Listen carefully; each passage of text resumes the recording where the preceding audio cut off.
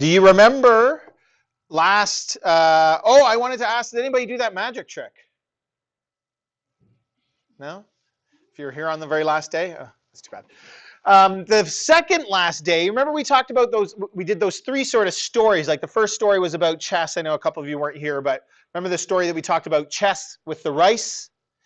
And then we talked about the pennies doubling versus the $1,000 a day. Remember that? And then what was the other one? The other one was like a zombie apocalypse or something like that. So we talked about those three different kind of stories on the second last day of class. And the point of that was to explore exponential growth or exponential decay. Those are the two kinds, the two ways that we describe the graphs that we're going to be talking about in this unit. We did a bunch of work with exponents at the very beginning of the course, and we're going to use some of those skills now. So it's coming full circle. But does anybody remember, what did we notice about those stories? Like, what did you notice about the story of chess? What do you remember? Or the pennies? Those are probably the best two examples. Can you describe what the increase was like? It's been a couple of weeks, so it might be a little bit harder. But like, you remember the inventor of the game started with 1 grain of rice, and then 2, and then 4, and then 8, 16, 32, 64, 128. The very first line of the chessboard, at the end of that, after about a week, he got 128 grains of rice. Not very much. And so it starts off slow. But what happened at the end of the board? It was growing so fast, the amount of rice he was getting was insane. More rice than you could find on the entire planet. And that was only in like 64 days. Do you remember the money example? And I think it was Zach and Brooke were kind of like going head to head on who was going to get more money. And Brooke was leading all the way up till like from day 1 to day 22. The $1,000 a day was winning. And then the penny that doubles started winning.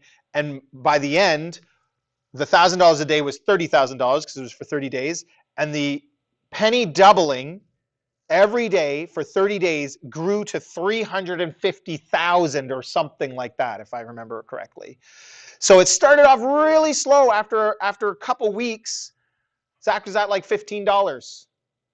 Really, really slow. And then at the end just skyrockets. And that's exponential growth. So that's what we're talking about. So I don't know how much you remember about those, but we did talk about those for a reason. It wasn't just for fun. The first thing that this said is consider each of the following growth patterns. So what kind of a graph is this? Well, you've seen all these before, but we haven't done a lot of comparing different kinds of graphs. But if you were to continue to take, is everything okay? Courses about functions, this is what you would do. You would start comparing different kinds of functions. What do you know about that graph? Y equals x. What is it? What would it look like? Somebody know?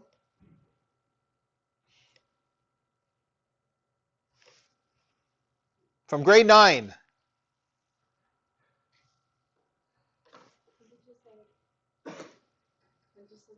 It's a straight line. Very good. So it's just a straight line. What is this one?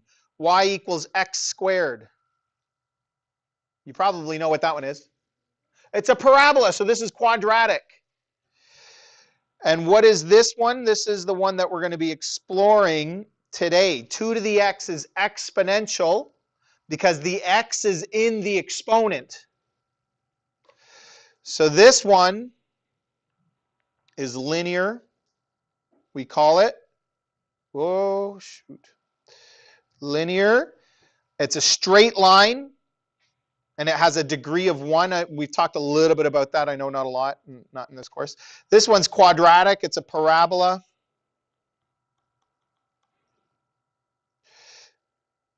Okay, so it forms a curve. And this last one is exponential. So I just want you to put your pencil down, though, and watch, because I'm going to demonstrate what these look like. Here's linear growth. You ready? You got to watch. Here's linear growth. So there's 1, 2, 3, 4, 5, 6, 7, 8, 9, 10. 10 steps over, and every time I'm just, the same amount I go over, I go up the same amount. So I went over 1, up 1, over 2, up 2, over 4, up 4, over 8, up 8. Every one of those points, y equals x. Whatever x is, y is the same, right? That's what that means. And so it forms a straight line. Okay? I'm going to reset and start again with quadratic. Here's what quadratic looks like. It's got the linear graph on there as well. So we can see that the quadratic graph, hopefully I can zoom in a little bit here, is growing faster. When I go over 2, I square it and go up 4. When I go over 3, I square it and go up 9. When I go over 4, I square it and go up 16. 4 and 16 is that point. So there's a quadratic. So quadratic is growing faster. Like if I zoom in, the quadratic graph is below the linear graph in the beginning. Right here it's below. But then they cross and it's above and it grows a lot faster. Whoops. Right? And if I keep going, you can see that it gets way bigger. Okay, I'm going to reset and I'm going to start again with exponential as well. Now if we zoom in, we can take a look at what's happening here. So the exponential curve actually didn't even start in the same place. It starts at 1. We'll talk about that in a little bit. Again, there's the quadratic is the green one and the linear is the red. Quadratic is below, but goes above. Quadratic is below the blue line as well, catches up to it. In the next one, the quadratic goes above the blue. This isn't something you really need to know. It's just kind of interesting to think about these little things. We'll only really talk about this once. Okay? And then what happens next? Remember what exponential growth means. Remember what we talked about that. So the blue just caught back up to the green. They're both at 16 at 4. Which one is going to start getting bigger now? And you can see it is the exponential. And it gets so big, so fast, it's hard to keep on the graph. The other ones are practically gone.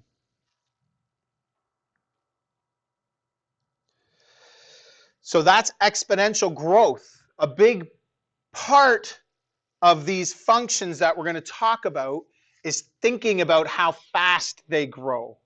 When we did quadratics, we didn't really talk about that. When we graphed sine curves and cosine curves, we talked about how they go up and back down, and they repeat.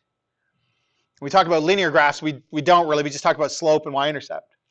But then when we talk about exponential graphs, we talk about how fast they grow and how the graph looks very, very different. Okay, so now we're going to graph a few of these by hand so you can follow along with this part.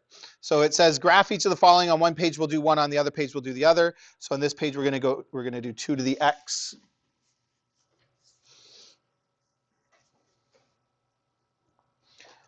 And we're going to fill in these, but I'm going to start at 0 because 0 is on the grid here or in the table.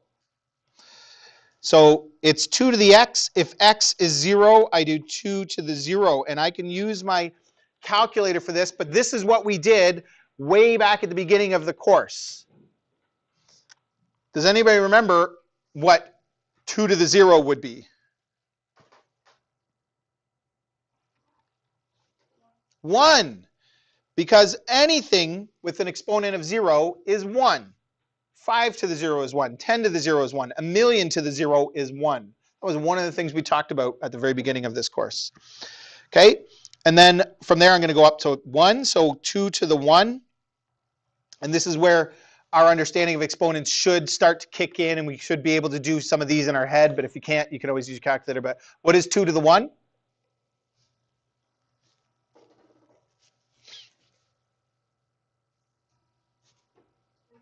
2. What is 2 to the 2? 2 squared?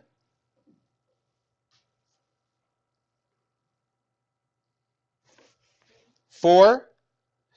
So 2 to the 1 is 2 because like 5 to the 1 is 5, 10 to the 1 is 10. If you raise it to exponent 1, it's just the number, right?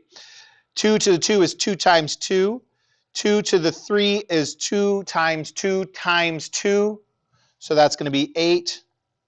And 2 to the 4 is 2 times 2 times 2 times 2. So that's, again, 8 times 2. So it's doubling every time. So that's 16.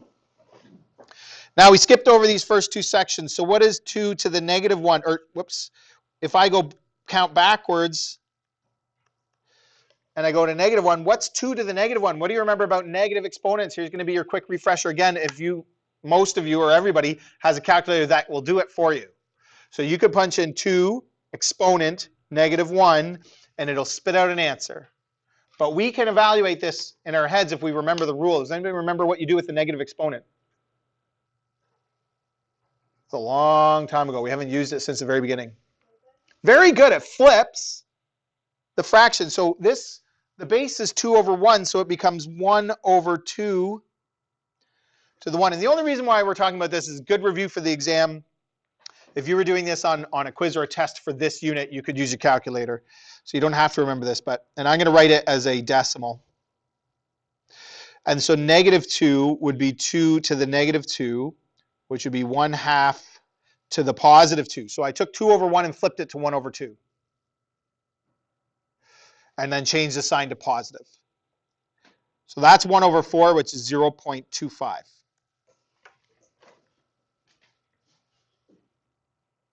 Okay, so now we got a bunch of points and we can start plotting them. So at 0, I should be at 1. At negative 1, I'm at 1/2. Don't have to be super accurate with these. What if I kept going, what would it be? It's 1 over 2, 1 over 4, 1 over 8, 1 over 16, 1 over 32. Like it's going to get smaller and smaller really fast. So if you kept going, these points would get really, really small. Okay, at 1, we're at 2. At 2, we're at 4. 3, we're at 8. And 4 is 16, and then it goes off the graph.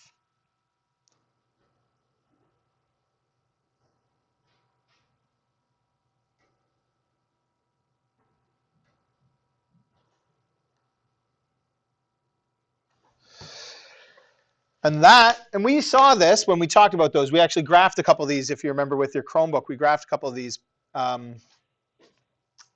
with that spreadsheet application. But that's what the graph looks like. And just like parabolas, exponential graphs always look more or less the same. This is the shape of an exponential graph. So you want to have a general idea that this is the shape of an exponential graph. It doesn't curve back up.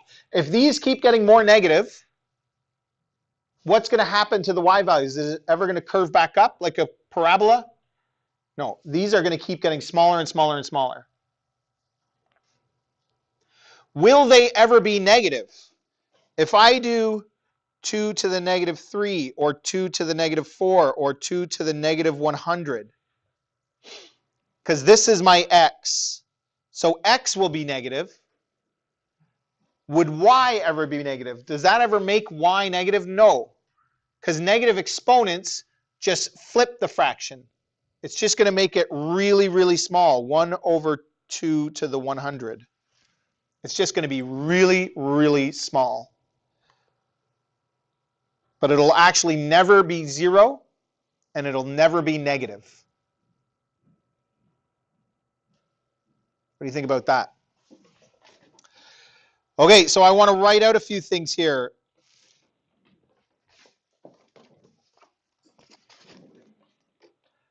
When you look at that graph, is it getting bigger or is it getting smaller? Bigger. Okay, so the line, as I go from left to right, the line's going up. So I'm going to stop it. So I'm going to say this graph is increasing, is what we call that. And there's a reason why this is important, which will make a bit more sense not today, but later on when we get deeper into this, it'll make a bit more sense as to why that's important.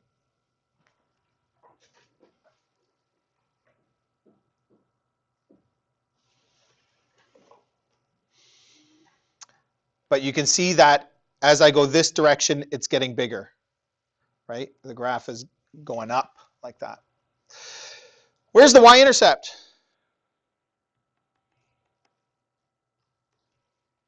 For this one, it's 1. Remember what the y-intercept is? It's just where it crosses the y-axis. So the y-intercept equals 1.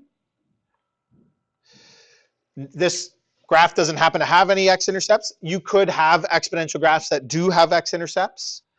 The x-intercept of an exponential graph, turns out, isn't usually all that interesting. What is the domain? Does anybody want to try a guess at the domain of this graph?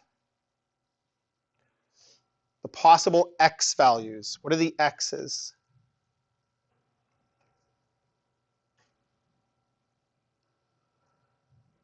And in other words, sometimes you ask, is there any x value that this graph won't get to? Or is there any number I can't put into this equation that won't work? Can you put in positive numbers, big positive numbers? For x here, yeah. It'll go off your calculator, but 2 to the 1 million, you could do that. What about big negative numbers? 2 to the negative 1 million. That'll work. Not on your calculator, but it makes sense mathematically. What about 0? Sometimes that's a funky one. Yeah, we already did that. That works. I think any x value is fair game for this. So the domain is just x is an element of the real numbers.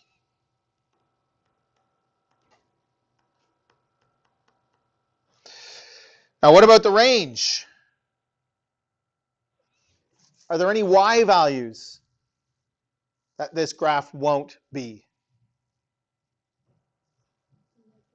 The negatives, and there was one more that I already mentioned, 0. It won't be 0 and it won't go below 0. Very good, but it'll be all positive values for this graph. Other exponential graphs could be different. For this graph, this is what it is. So we say y is greater than 0, not greater than or equal to, not less than, greater than 0.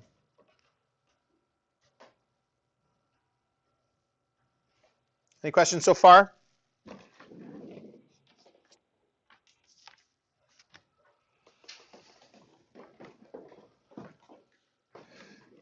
Now, before we do the next step, and then we're going to move on to the second graph, have you heard of the word asymptote before? Have you ever heard that word? Never even heard it? Anybody in here ever heard of that word, asymptote? Okay, fair enough. So we're going to define it first. It is a line that a graph or function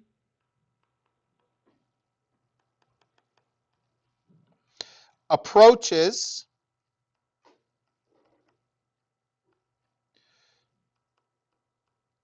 closer and closer forever, but does not touch.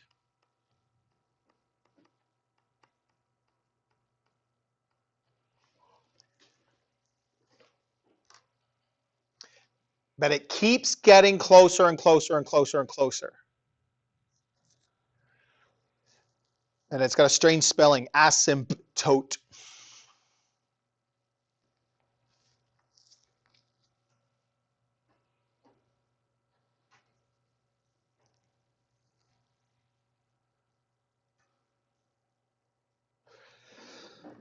So when you've got that copied down, I want you to look up here. And I want you to think about what's happening in the graph right here. Okay? As we're going negative, as we go further this direction, what's going to happen? I'm putting bigger negative numbers in the exponent. And it's negative, so it's going to flip it.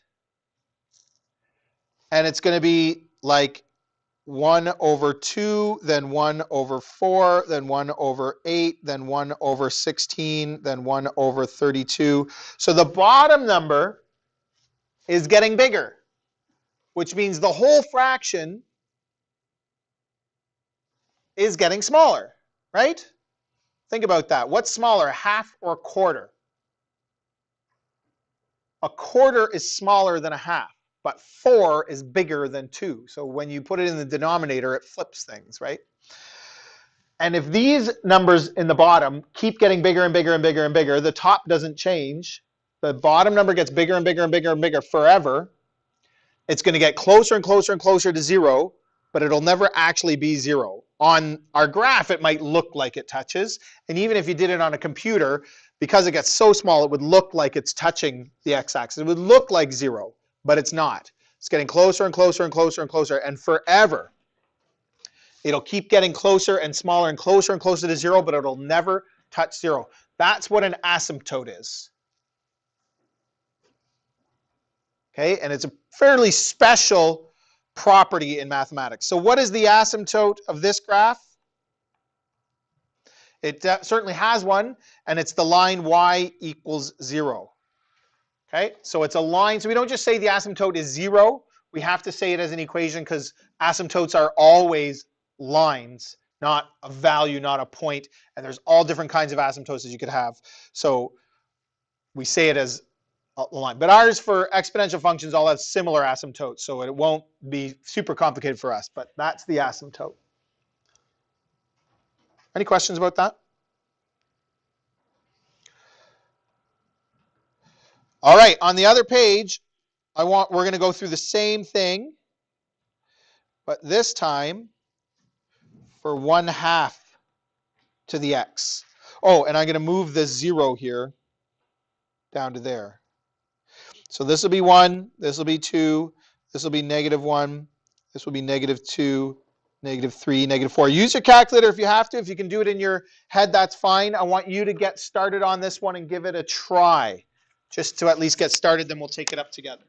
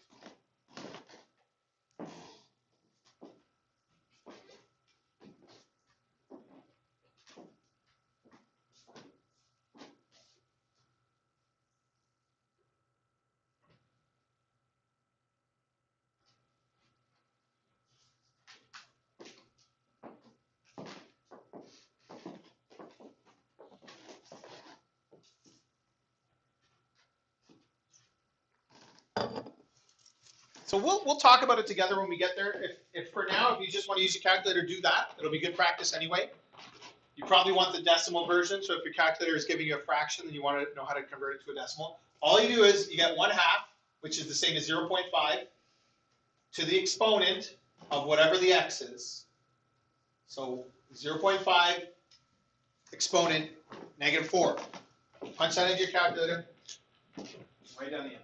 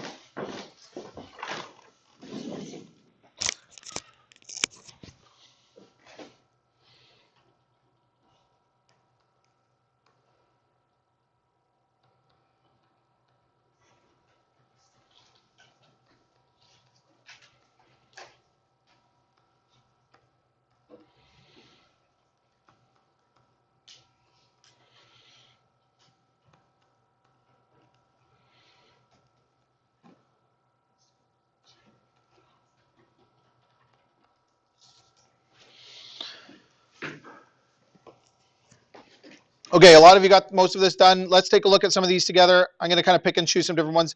So you can write it as a half. You can think about it as 0.5. That's both the same. Remember, our rule throughout the whole course has been, if it was like 1 over 3, you cannot round that to 0.3. You're going to have to put 1 divided by 3 or 1 over 3 in your calculator. Okay, so this is, you can only change a fraction to a decimal if you don't have to round it. And in your practice, you're going to do 1 over 3 as well. So don't change that to 0.3. Your answers will all be wrong. They'll be close, but they'll be wrong. What's 0.5 or 1/2 to the 0?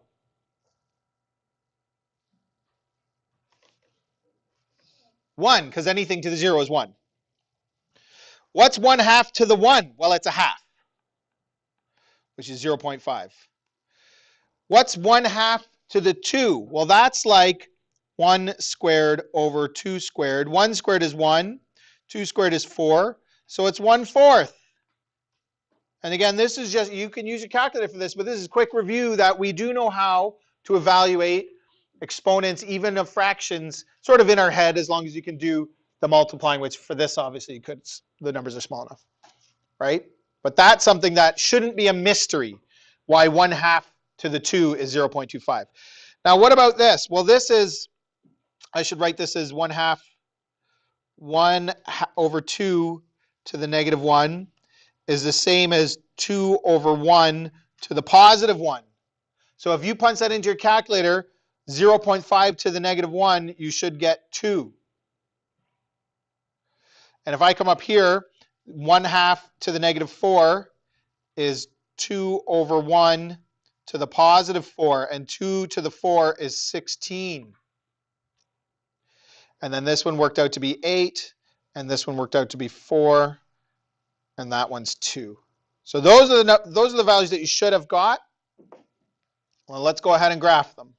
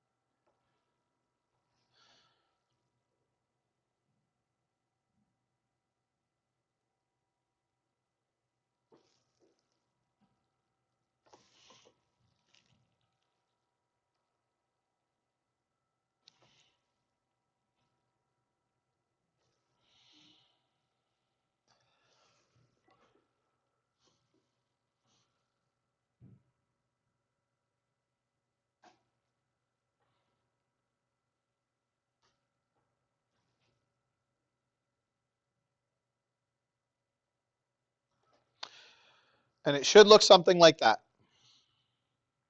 What does it look like?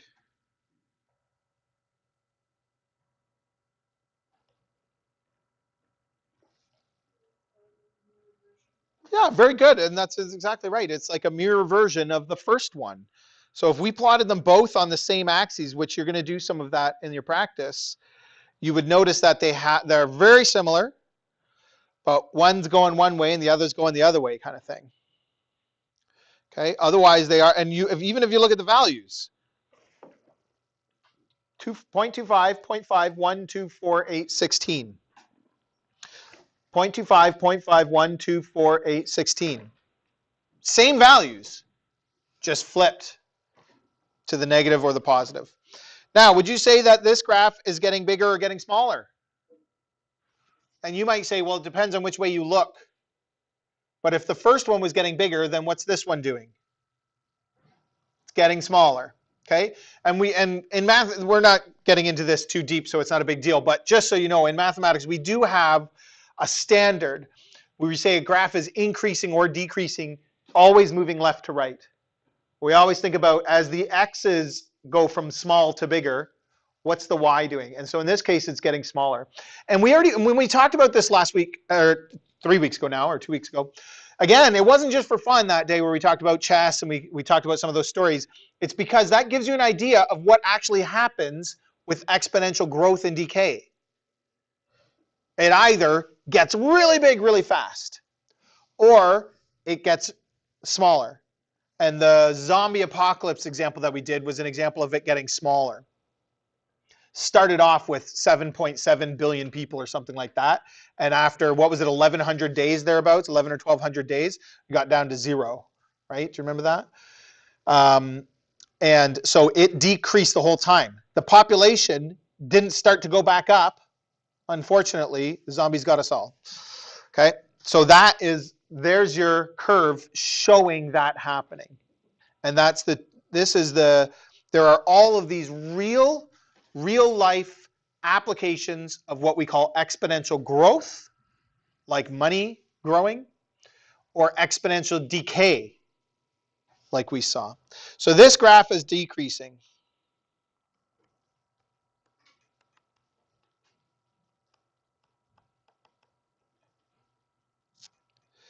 It also, not every exponential function has the same y-intercept, but this one does have a y-intercept of 1. And the ones you do in your homework, I think you'll find are all very similar as well, but that doesn't mean they all are. All of them in the world are not necessarily like that. Okay, the domain. What's the domain? Same as the last one, right? X can be anything. X can be anything negative. X can be anything positive. It'll always work.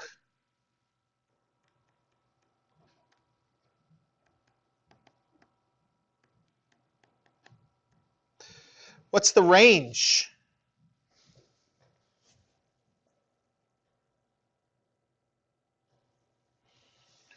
So again, if you're thinking about what we talked about with the last one, that asymptote. This graph has an asymptote as well, doesn't it? Going out this direction, not the other direction, but going out this direction is getting smaller and smaller and smaller, closer to 0, but it's not ever going to touch 0. So, very good. Y is greater than 0. Same as the last one. Again, they're not always like this, but a lot of the ones we look at will look that way. Okay, and this one again does have an asymptote of y equals 0.